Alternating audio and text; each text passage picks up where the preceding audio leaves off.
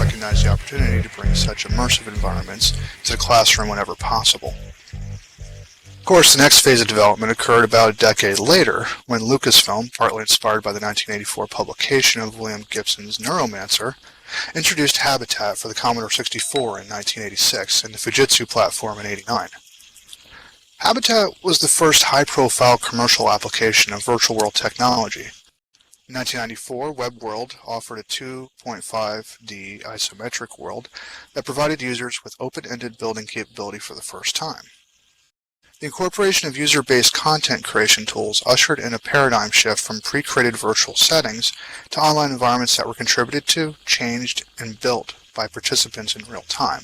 In 1995, Worlds Inc. became the first publicly available virtual world with three-dimensional graphics. Worlds Inc. also revived the open-ended non-game-based genre, originally found in the text-based mushes. On the server side, the aforementioned Open Simulator has emerged as a Second Life work-alike, an alternative, and has itself spawned forks such as Aurora Sim, Real Extend, and more recently the Helicon with the military's own Moses initiative.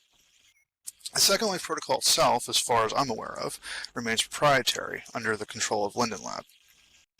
The emergent multiplicity of interoperable clients or viewers and servers forms the basis of our fifth phase's ultimate endpoint: full interoperability and interchangeability across virtual world servers and clients. In the same way that the World Wide Web consists of multiple client, browser, and server options, centered around a standard HTTP protocol, open source availability has facilitated new integration possibilities such as cloud computing virtual worlds, thus intensifying their psychological experience. 5. It emphasizes user-generated activities and goals and provides content creation tools for personalization of the virtual environment and experience.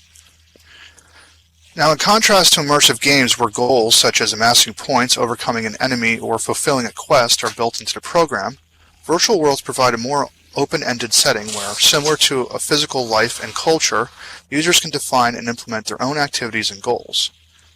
However, there are some immersive games, such as World of Warcraft, that include specific goals for the users, but they're still psychologically and socially complex. These intricate immersive environments stand at the border of games and virtual worlds. The word metaverse is a portmanteau of the prefix meta, meaning beyond, and universe, and is typically used to describe the concept of a future iteration of the Internet made up of persistent, shared 3D virtual spaces linked into a perceived virtual universe.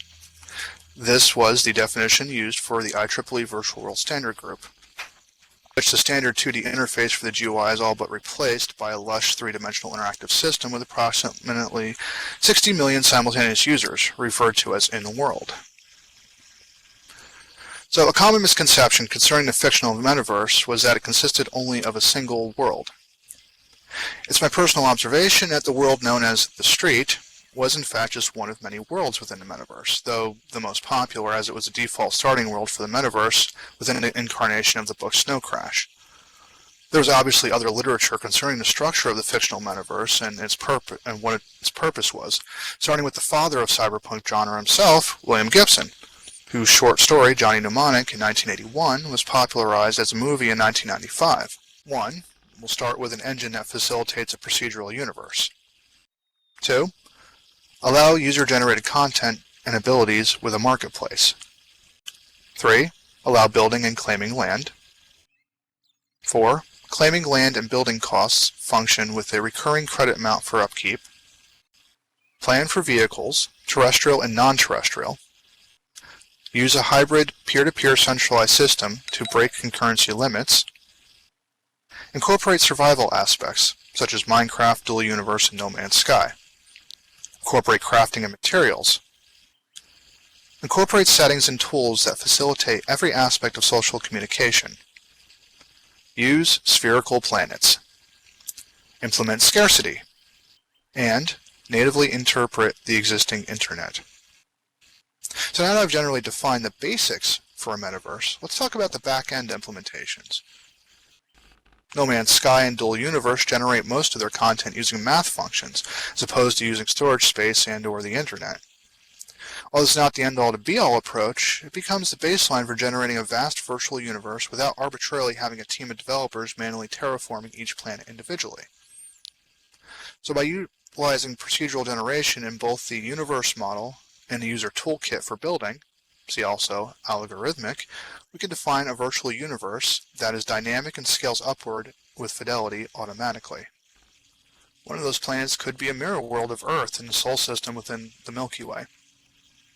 In this manner, we can connect the real world to the virtual world and link mixed reality to the virtual world as part of the metaverse. Reiterating the original premise that spherical planets are required in a full-scale metaverse, the link between the virtual world and a real world creating mixed reality would also require it. However, there are components inherent in the metaverse that should remain closed source for the sake of the universe's stability, and these components are mostly server-side API and SDK related. Such things as resource generation, energy monitoring, and use variables must remain closed in order to remain finite and not able to be arbitrarily altered.